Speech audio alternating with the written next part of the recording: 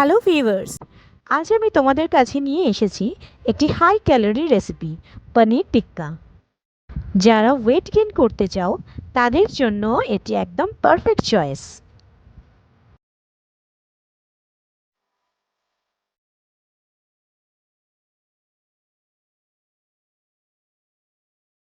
পনির টিক্কা বানাতে আমাদের লাগবে গ্রেট করা বিট, পনির আর আলু। বাইন্ডিংয়ের জন্য নিয়ে নেব 2 চামচ বেসন আর 1 চামচ সুজি। এর সাথে নেব কুচনো পেঁয়াজ, টমেটো, ধনেপাতা আর কাঁচা লঙ্কা। এখন একটি মিক্সিং বোল নিয়ে তাতে এক এক করে সমস্ত উপকরণগুলো মিশিয়ে ফেলব।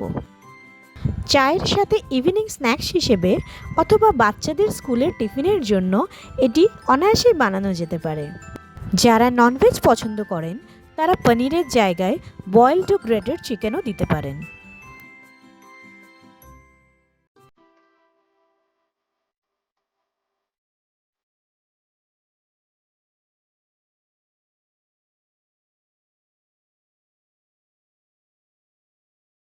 এরপর এতে মিশিয়ে দেব স্বাদ মতো নুন, ভাজা মশলা আর চিলি ফ্লেক্স।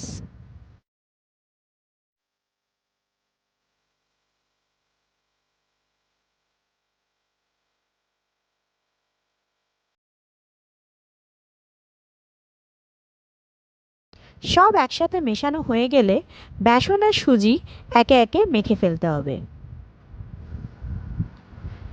এরপরে দিয়ে দেব এতে একটু সুইট কর্ন।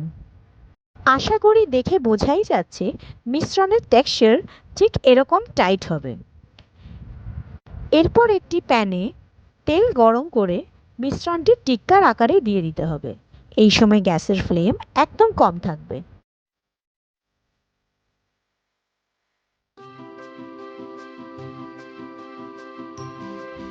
সবগুলো ঠিকঠাক দেয়া হয়ে গেলে একটি লিড দিয়ে ঢেকে দিতে হবে 10 থেকে 15 মিনিট।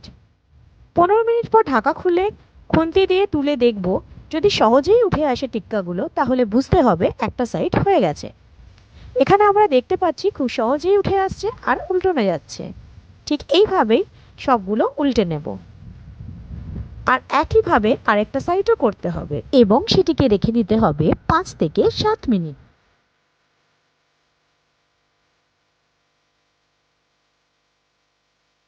7 মিনিট পর ঢাকা খুলে দেখব ঠিক যদি এইভাবে উঠে আসে টিক্কাগুলো তাহলে বুঝবো টিক্কা একদম রেডি হয়ে গেছে।